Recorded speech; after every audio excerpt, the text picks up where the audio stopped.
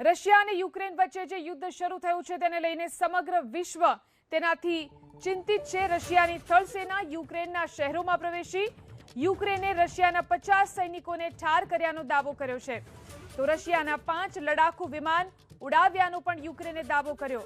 તો યુક્રેને બીજી તરફ ભારત અને અમેરિકાની મદદ માંગી। રશિયા યુક્રેન મહાયુદ્ધથી દુનિયાના શેર બજાર ઉપર વિપરીત અસર પડી રહી છે। શેર માર્કેટ તૂટતા દુનિયાના અમીરોની 3 લાખ કરોડ સંપત્તિનું ધોવાણ થયું છે। બીએસઈ સેન્સેક્સમાં 2700, નિફ્ટીમાં 830 પોઈન્ટનો કડાકો। રશિયા યુક્રેન યુદ્ધથી ક્રૂડ ઓઇલના ભાવ પણ $100 પાર। ક્રૂડના ભાવ વધતા જ પેટ્રોલ ડીઝલના ભાવ પણ વધવાની આશંકા સેવાઈ રહી છે। તો ગુજરાતના અનેક વિદ્યાર્થીઓ અત્યારે યુક્રેનમાં અટવાઈ રહ્યા છે। યુક્રેન અને રશિયા વચ્ચે જે યુદ્ધ ચાલી રહ્યું છે તેનાથી સમગ્ર વિશ્વ અત્યારે ચિંતિત બન્યું છે। રશિયાની થળ સેના યુક્રેનના શહેરોમાં પ્રવેશી રહી છે। યુક્રેને રશિયાના 50 સૈનિકો ઠાર કર્યાનો દાવો કર્યો છે, તો રશિયાના 5 લડાકુ વિમાન પણ ઉડાવ્યાનો યુક્રેનનો દાવો છે। યુક્રેને ભારત અને અમેરિકા બંનેથી મદદ પણ માંગી છે। રશિયા યુક્રેન મહાયુદ્ધની દુનિયાના શેર બજાર ઉપર વિપરીત અસર થઈ રહી છે। શેર માર્કેટ તૂટતા દુનિયાના અમીરોની 3 લાખ કરોડ સંપત્તિનું ધોવાણ થયું છે। બીએસઈ સેન્સેક્સમાં 2700, તો નિફ્ટીમાં 830 પોઈન્ટનો કડાકો બોલી ગયો છે। ભારતીય શેર બજાર ઉપર ખરાબ અસર થઈ રહી છે। રશિયા યુક્રેન યુદ્ધથી ક્રૂડ ઓઇલના ભાવ $100 પાર પહોંચ્યા છે। ક્રૂડના ભાવ વધતા જ પેટ્રોલ ડીઝલના ભાવ વધવાની આશંકા છે।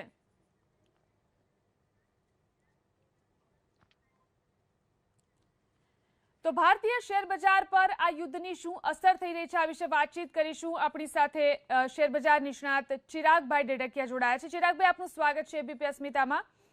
સૌપ્રથમ તો આપની પાસેથી જાણવા માંગીશું કે શેર બજાર પર શું અસર આ રશિયા અને યુક્રેનના યુદ્ધથી થઈ રહી છે?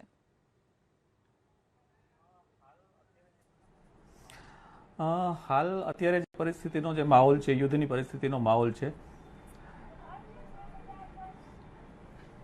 એ જોતા અત્યારે આપણું જે શેર બજાર છે એના ઉપર થોડા વોલેટાઇલ રહેવાના ચાન્સીસ છે અને આગળના દિવસોમાં બી માર્કેટ હજી વધારે વોલેટાઇલ રહેશે।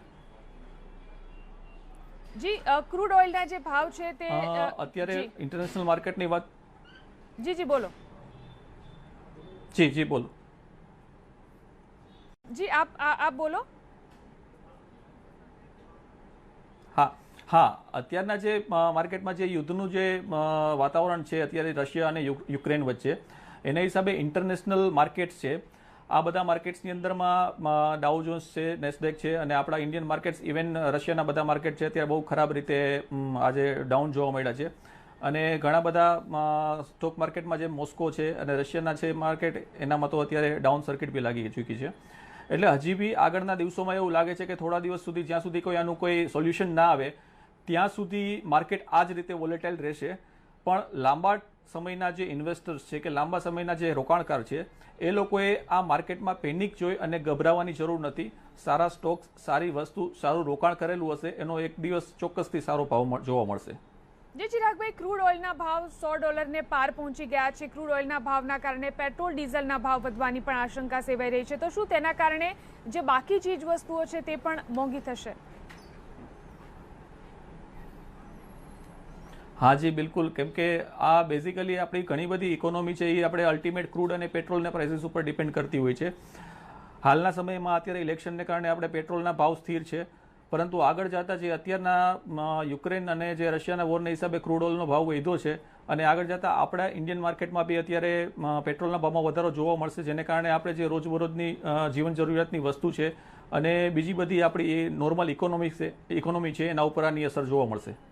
જી, આ સમયની અંદર રોકાણકારો માટે આપની શું સલાહ રહેશે અત્યારે જ્યારે જ્યાં બજારની અંદર અસ્થિરતા જોવા મળી રહી છે? ખાસ કરીને કહું તો મેડમ, જે લાંબા ગાળાના રોકાણકાર છે કે જે લોકો એક વિઝનથી ચાલે છે કે 1 વર્ષ 2 વર્ષના હોરાઇઝનથી જે લોકોને કરવું છે, જ્યારે આવો સમય છે હરેક વખતે શેર બજારમાં આવતો હોય છે। એક સમય એવો કોરોનાનો સમય એવો તો એ આપણે જોઈ ચૂક્યા છીએ કે જ્યારે એક ટાઈમે બજાર બહુ ખરાબ રીતે પેનિકમાં ઘણું બધું ડાઉન જતું રહ્યું હતું અને એના પછીથી આપણે આજના સમયે બેંક નિફ્ટીનો હાઈ પણ જોયેલો છે। એ જ રીતે આ જ સમય અત્યારે એવો છે કે જે લોકો લાંબા ગાળાના ઇન્વેસ્ટર્સ છે એ લોકોએ અહીંયાથી સારી સ્ક્રિપ્ટ કે જેની અંદરમાં કોઈ ફંડામેન્ટલી સ્ટ્રોંગ છે, જેમ કે નિફ્ટી 50ની સ્ક્રિપ્ટ છે, આની અંદરમાં 15% હિસાબે રોકાણ કરવું જરૂરી કરવું જ જોઈએ. જી, આ સાથે સાથે હજી કેટલી અસર ભારતીય શેર બજાર પર આ યુદ્ધની થઈ શકે છે? સેન્સેક્સ અને નિફ્ટી કેટલા ડાઉન જઈ શકે છે?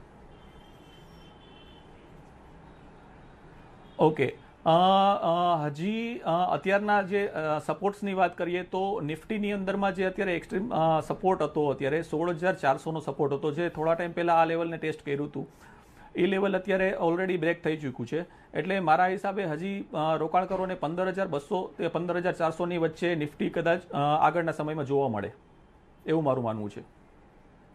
જી, આભાર અમારી સાથે જોડાઈને વાતચીત કરવા માટે. તો જે રીતે શેરબજાર નિષ્ણાત પણ જણાવી રહ્યા છે કે અત્યારે આ યુદ્ધની ખૂબ જ ખરાબ અસર તમામ જે બાકીના શેર બજાર છે, ભારતીય શેર બજારની જેમ જ બીજા દેશના જે બજારો છે તેની ઉપર પણ પડી રહી છે. અને આ સાથે સાથે ક્રૂડ ઓઇલના ભાવ પણ વધતા જઈ રહ્યા છે. ક્રૂડ ઓઇલના ભાવ $100 પાર પહોંચી ગયા છે, જેના કારણે પેટ્રોલ ડીઝલના ભાવ વધવાની પણ આશંકા સેવાઈ રહી છે. અને પેટ્રોલ ડીઝલના ભાવ વધશે તો તેના કારણે બાકીની ચીજ વસ્તુઓ પણ મોંઘી થઈ શકે છે.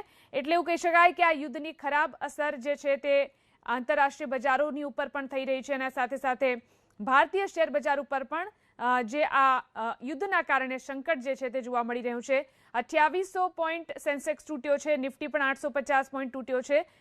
ત્યારે હજુ પણ આ સ્થિતિ થોડા સમય માટે ભારતીય શેર બજારમાં જોવા મળી શકે છે. ખાસ તો ક્રૂડ ઓઇલના જે ભાવ છે તે પણ $100 પાર પહોંચ્યા છે. પેટ્રોલ ડીઝલના ભાવ પણ તેના કારણે વધી શકે છે. અત્યારે ચૂંટણીનો માહોલ જે રીતે દેશમાં જોવા મળી રહ્યો છે, કદાચ અત્યારે પેટ્રોલ ડીઝલના ભાવ ચૂંટણીને કારણે નહીં વધે તો બાદમાં પણ તે વધી શકે છે. તો યુક્રેન અને રશિયા વચ્ચે જે રીતે યુદ્ધ શરૂ થઈ ચૂક્યું છે, યુક્રેનની રાજધાની કીવમાં મોટો વિસ્ફોટ થયો છે. યુક્રેનના રાષ્ટ્રપતિ લોકોને અપીલ કરી રહ્યા છે. રાજધાની કીવની અંદર મોટો વિસ્ફોટ થયો છે. યુક્રેનની રક્ષા માટે હથિયાર ઉઠાવો તેવું યુક્રેનના રાષ્ટ્રપતિએ લોકોને અપીલ કરી છે. તો યુક્રેનની રાજધાની કીવમાં મોટો વિસ્ફોટ થયો છે. યુક્રેનના રાષ્ટ્રપતિએ લોકોને અપીલ કરી છે. યુક્રેનની રક્ષા માટે હથિયાર ઉઠાવવાની યુક્રેનના રાષ્ટ્રપતિએ અપીલ કરી છે. આ પહેલા યુક્રેન જણાવી ચૂક્યું છે કે તેઓ પાછળ નહીં હટે અને પોતાની માતૃભૂમિની સંપૂર્ણ રક્ષા કરશે. ત્યારે યુક્રેનના રાષ્ટ્રપતિએ લોકોને પણ અપીલ કરી છે. યુક્રેનના રાષ્ટ્રપતિએ લોકોને અપીલ કરી યુક્રેનની રક્ષા માટે તેઓ હથિયાર ઉઠાવે. યુક્રેનની રાજધાની કીવમાં મોટો વિસ્ફોટ થયો છે. આ સમાચાર મળી રહ્યા છે. અત્યાર સુધીમાં કીવની આસપાસના જે વિસ્તારો છે ત્યાં સુધી સેના પહોંચી હતી. હવે કીવની અંદર વિસ્ફોટ થયો છે. 40થી વધુ યુક્રેની સૈનિકોના મૃત્યુ થયા છે તેવું સમાચાર એજન્સી રોયટર્સનો અહેવાલ છે. 40થી વધુ યુક્રેની સૈનિકોના મૃત્યુ થયા છે. તો યુક્રેન સંકટના કારણે રાજકોટ એન્જિનિયરિંગ ઉદ્યોગકારોના રૂપિયા પણ અટવાયા છે. વેપાર કરનાર ઉદ્યોગકારોના કરોડો રૂપિયાના પેમેન્ટ અટવાયા છે.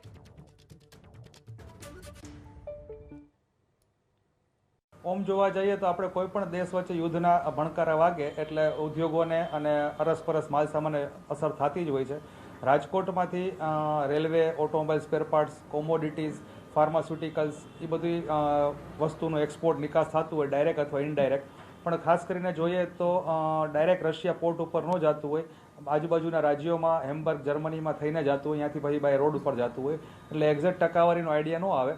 પણ ખાસ કરીને જોઈએ તો અમેરિકા અને યુરોપવાળા સેન્કશન નાખશે તો યુરો અને ડોલરની બદલે રૂબેલમાં ધંધો એકાઉન્ટ ખોલાવવું પડે આપણા એક્સપોર્ટરોને, એવું પણ બની શકે. અને ભવિષ્યમાં રૂબેલમાં રશિયાનો ધંધો થાય એવું પણ થઈ શકે. અને જો આ પરિસ્થિતિ વહેણી વધારે ખરાબ થઈ તો રશિયા પણ યુએસએ અને યુરોપની માથે રિસ્ટ્રિક્શન્સ નાખી શકે ઇમ્પોર્ટના. તો આજ નહીં તો કાલ રાજકોટના સાહસિક ઉદ્યોગકારો આજ નહીં તો કાલ આમાંથી વધારે ને વધારે બેનિફિટ થઈ શકે તેવું પણ અમને લાગે છે. કારણ કે જ્યારે પણ તકલીફો આવી છે ત્યારે રાજકોટના સાહસિક ઉદ્યોગકારો આમાંથી રસ્તો ગોઈતો છે. ટેમ્પરરી એમને પૈસા મળવામાં, એડવાન્સ મળવામાં કે નિકાસ કરવામાં હોલ્ટ ઉપર રહેવું પડે તો વાંધો નહીં, પણ આવતા દિવસોમાં જો લડાઈ ન પણ થાય તો પણ આના લાભ મળશે. કારણ કે જે પરિસ્થિતિ બગડી છે એના કારણે યુરોપ અને અમેરિકા જે બાયું ચડાવ્યું છે રશિયા સામે તે ભવિષ્યમાં રિસ્ટ્રિક્શન્સ એકબીજા ઉપર નાખવાના જ છે અને એના કારણે આપણા એમએસએમઈ ઉદ્યોગને અનેક ફાયદો મળે તેવી પણ આશા છે. પણ હાલની પરિસ્થિતિ પ્રમાણે વેઇટ એન્ડ વોચ જેવું પિક્ચર બન્યું છે. મોસ્ટલી આપણા જે MSME ઉદ્યોગો છે તે બોમ્બેના એક્સપોર્ટરો અથવા અમદાવાદવાળા કે દિલ્હીવાળા એક્સપોર્ટરો through automobile spare part, crankshaft, forging related, casting related, direct અથવા ઇનડાયરેક્ટ આફ્ટર રિપ્લેસમેન્ટ માર્કેટમાં સ્પેરપાર્ટ સપ્લાય કરે છે. યાની રેલવેઝમાં બેરિંગ્સથી માંડીને બધા આપણા હેવી બેરિંગ્સ જે ફ્રિક્શન વગરના બેરિંગ્સ હોય તે પણ સપ્લાય થાય છે. પ્લસ ફાર્માસ્યુટિકલ્સના દવાઓ બધી જે છે એ પણ રશિયામાં એક્સપોર્ટ થાય છે. તો આ બધા ઉદ્યોગો આપણા સંકળાયેલા છે. પણ અમારી દ્રષ્ટિએ ટેમ્પરરી એ લોકોને એમ લાગે કે હવે શું થશે, પણ લાંબા ગાળે એ લોકોને 100% ફાયદો મળે એવી આશા છે. હાલ અત્યારે તમારે વેઇટ એન્ડ વોચ જેવી પરિસ્થિતિ છે. કોઈ પણ માણસ અત્યારે યુદ્ધ જ્યાં દેશમાં થવાનું હોય ત્યાં માલ મોકલતા અચકાય અને એમાંથી જે સામેવાળા ઇમ્પોર્ટર હોય તે પણ પેમેન્ટ મોકલતા અચકાય. તો ટેમ્પરરી જે સિચ્યુએશન હોય એ વેઇટ એન્ડ વોચવાળી હોય. એટલે ટેમ્પરરીમાં વેઇટ એન્ડ વોચવાળી સિચ્યુએશનથી બહુ ગભરાવા જેવું નથી, કારણ કે એટ ધ એન્ડ અમને એમ લાગે છે કે આના फ्रूटफुल रिजल्ट्स. हेलो, मेरा नाम रूहीना शेख है. मैं गुजरात की भरूच सिटी से बिलोंग करती हूँ और मैं रिसेंटली अभी यूक्रेन की कैपिटल कीव सिटी में हूँ. जैसे कि आप सभी अवेयर है कि सिचुएशन वर्स्ट होती जा रही है. यहाँ पर हम बहुत सारे स्टूडेंट्स हैं जिनकी लोकेशन अलग अलग है और हमें कोई आइडिया नहीं है कि आगे क्या होने वाला है. सिचुएशन नॉर्मल होगी, सिचुएशन वर्स होगी, कोई आइडिया नहीं है. बिकॉज सारी फ्लाइट्स बैन हो चुकी है, ना ही हम अपनी कंट्री लौट सकते हैं, ना ही आगे कोई स्टेप ले सकते हैं. सो ये मेरी रिक्वेस्ट है कि इंडियन एम्बेसी डिसीजन ले as soon as possible, because situation worse होते टाइम नहीं लगेगा. और यहाँ पे बहुत सारे बच्चे हैं जिनके पेरेंट्स बहुत पैनिक हो चुके हैं. सो ये मेरी हम्बल रिक्वेस्ट है कि embassy do it as fast as possible so that we can get back to our country.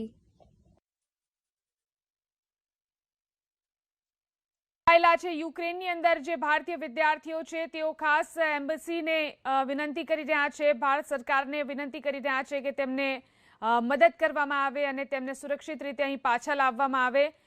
Gujarati વિદ્યાર્થીઓ પણ ત્યાં અટવાયેલા છે. અત્યારે જે પરિસ્થિતિ છે યુક્રેનની અંદર, જે રાજધાની છે યુક્રેનની, ત્યાં આગળ મોટો વિસ્ફોટ થયો છે કીવમાં. 40થી વધુ યુક્રેની સૈનિકોના મૃત્યુ થયા છે.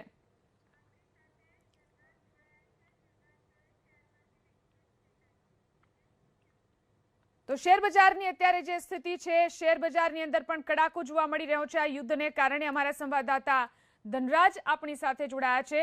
જે ધનરાજ, જે શેરબજારની અત્યારે પરિસ્થિતિ વણસી રહી છે, આગળ જતા શેરબજારમાં શું પરિસ્થિતિ ઉદ્ભવી શકે છે અને રોકાણકારોએ શું કરવું જોઈએ, નિષ્ણાતોની શું સલાહ છે? જી બિલકુલ, યુક્રેન રશિયા યુદ્ધને લઈને 2700 પોઈન્ટ જેટલો કડાકો નોંધાયો છે. ત્યારે શેર બજારના જાણકારો આપણી સાથે મોજૂદ છે. અત્યારે આ પ્રમાણેનો કડાકો થયો છે, ત્યારે કયા પ્રકારે આ સેક્ટરની અંદર ઇન્વેસ્ટ કરવું હિતાવહ રહેશે કે પછી બહાર નીકળી જવું હિતાવહ રહેશે, એક્સપર્ટો આપણી સાથે મોજૂદ છે. આપ જણાવો, આ કડાકો છે કઈ રીતે જોઈ રહ્યા છો અને ભવિષ્ય શું? તો જે રીતનો આપણને અનસર્ટેનિટી હતી કે રશિયા અને યુક્રેન વચ્ચે જે યુદ્ધ થવાનો હતો, એ ભણકાર આપણને ઘણા વખતથી આપણે સાંભળી રહ્યા હતા.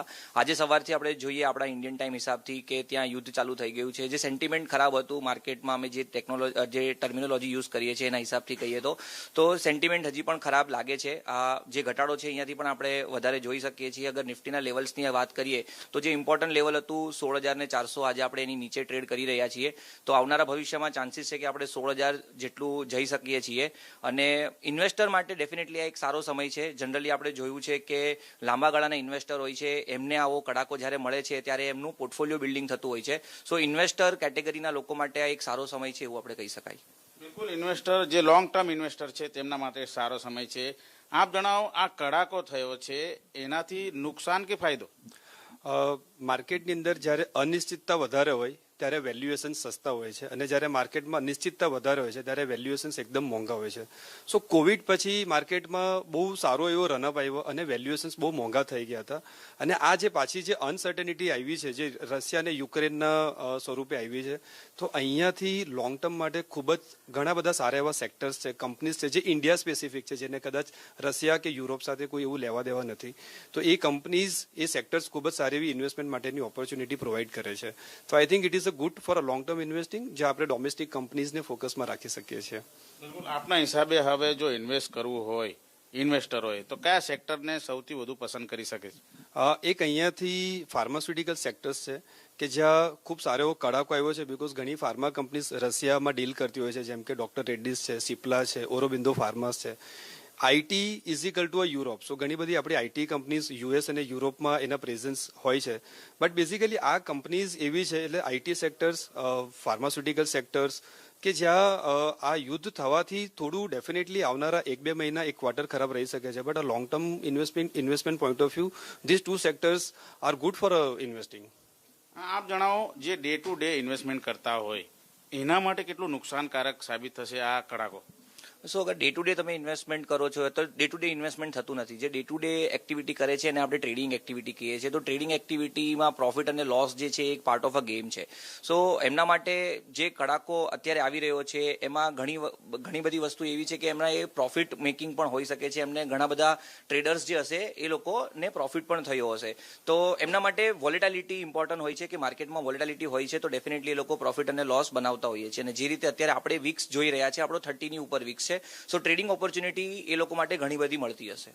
બિલકુલ. આપ રોજ ટ્રેડિંગ માટે બેસતા હો છો, કઈ રીતે જે ઇન્વેસ્ટરો હોય છે એ પૂછા કરતા હોય છે, અને આજનો કડાકો કઈ રીતે એમના માટે સાબિત થઈ રહ્યો છે? જે રિટેલ ઇન્વેસ્ટર છે એ લોકોને પેનિક સેલિંગ ના કરીને અત્યારે સારી એવી સ્ક્રિપ્ટ છે, જેમ રિયલ એસ્ટેટ સેક્ટર છે જ્યાંથી સારું દેખાઈ રહ્યું છે, એમાં સારું એવું પ્રાઇસ પર અત્યારે સ્ટોક્સ મળી રહ્યા છે.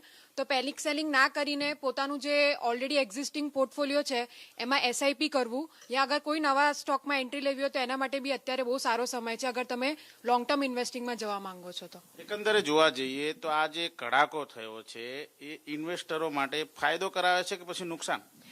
એમ જોવા જઈએ તો લોંગ ટર્મ પર્સપેક્ટિવથી ફાયદો જ છે, કારણ કે બહુ સારું એવું બુલ રન પછી ખાસા એવા સ્ટોકના પ્રાઇસ વધી ગયા હતા. તો અત્યારે કરેક્શન પછી સારા એવા પ્રાઇસે મળે છે, તો એક સારી તક છે લોંગ ટર્મ ઇન્વેસ્ટિંગ માટે. તમારી દ્રષ્ટિએ કયા કયા સેક્ટરમાં ઇન્વેસ્ટ આ વખતે કરવું હિતાવહ રહેશે? અત્યારે આપણે જોવા જઈએ તો રિયલ એસ્ટેટમાં સારું એવું બૂમ દેખાઈ રહ્યું છે, તો પાઇપ છે, ટાઇલ્સ છે, એવા કોઈ બી સેક્ટરમાં આપણે ઇન્વેસ્ટમેન્ટ કરી શકીએ છીએ. બિલકુલ. આપના જાણકારી મુજબ હવે કયા સેક્ટરમાં સૌથી વધારે પસંદ હોઈ શકે, કારણ કે આ કડાકો બોલાઈ ગયો છે, તો ઇન્વેસ્ટરોને શું સલાહ હશે આપની? એકચ્યુઅલી અત્યારે જોવા જઈએ ને તો થોડા સમય પહેલા અત્યારે બેંક નિફ્ટી જે હતી, જે બેન્કિંગ સેક્ટર હતું એ નિફ્ટીને આઉટ પરફોર્મ કરતું હતું, પણ અત્યારે જોઈએ તો બેન્કિંગમાં વધારે કડાકો જોવા મળ્યો છે. તો અત્યારે એમાં ઇન્વેસ્ટ કરવું વધારે સારું છે. બેંક નિફ્ટીમાં સારું લાગે છે, આગળના દિવસોમાં એ નિફ્ટીને આઉટ પરફોર્મ કરી શકે છે. જેવો કડાકો થયો, ધનરાજ, તમામ જાણકારીને વાતચીત માટે. તો જે રીતે શેર બજાર નિષ્ણાતો વાત કરી રહ્યા છે, આ તકનો પણ લાભ લેવો જોઈએ, અને જે લોંગ ટાઈમ ઇન્વેસ્ટ કરવા માંગતા હોય માર્કેટની અંદર તેઓ આ સમયનો લાભ લઈ શકે છે. પેટ્રોલ ડીઝલ પુરાવતા કેમ સાવધાની રાખવી છે જરૂરી? કેવી રીતે થાય છે પેટ્રોલ પંપ પર ગોલમાલ? પેટ્રોલ ડીઝલમાં કટકી થાય છે ત્યારે હું તો બોલીશમાં રાત્રે 8 વાગે થશે તેલના ખેલનો પર્દાફાશ.